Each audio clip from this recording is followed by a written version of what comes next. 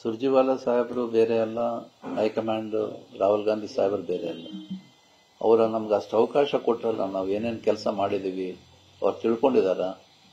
ಈ 2 ವರ್ಷದಲ್ಲಿ ಏನು ಮಾಡಿದ್ವಿ ಒಪ್ಸಿದೀವಿ. ಇನ್ನು ಏನೇನು ಕೆಲಸ ಇನ್ನು 3 ವರ್ಷನಲ್ಲಿ ಮಾಡ್ಬೇಕು ಅನ್ಕೊಂಡಿದೀವಿ ಅದು ಕೂಡ ಅವ್ರಿಗೆಲ್ಲ ತಿಳಿಸಿದೀವಿ. ಹಾಗಾಗಿ to our conscious we are very happy.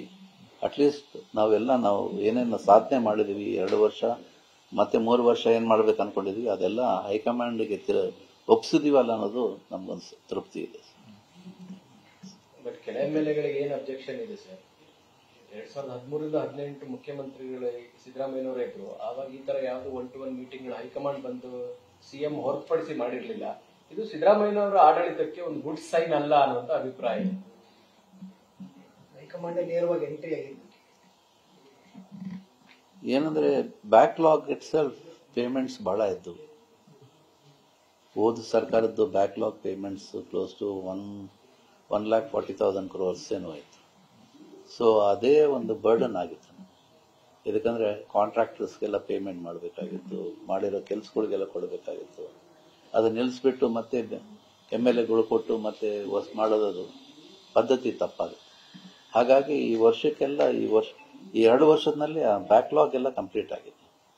ಇನ್ನೊಂದು 2 ವರ್ಷ we are confident this year and next year ನಮಗೆಲ್ಲ ಸಫಿಷಿಯಂಟ್ ಫಂಡ್ಸ್ ಕೊಡ್ತಾರೆ ಸಾಹೇಬ್ರು ಅನ್ನೋದು ನಮ್ಮ ವಿಶ್ವಾಸ ಇದೆ.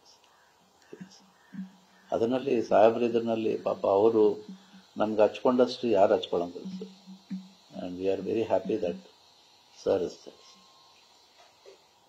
ಸರ್ಗಳೇ ಸ್ವಲ್ಪ ಡ್ಯಾಮೇಜ್ ಮಾಡ್ತಿದೆಯೇನಲ್ಲ ಸರ್? ಅಂದ್ರೆ ನಾಯಕತ್ವ ಬದಲಾವಣೆ, ಕೆಪಿಸಿ ಬದಲಾವಣೆ, ಸಚಿವರ ಇದೇ ಒಂಚೂರು ಡ್ಯಾಮೇಜ್ ಮಾಡ್ತಿದೆಯೇನೋ?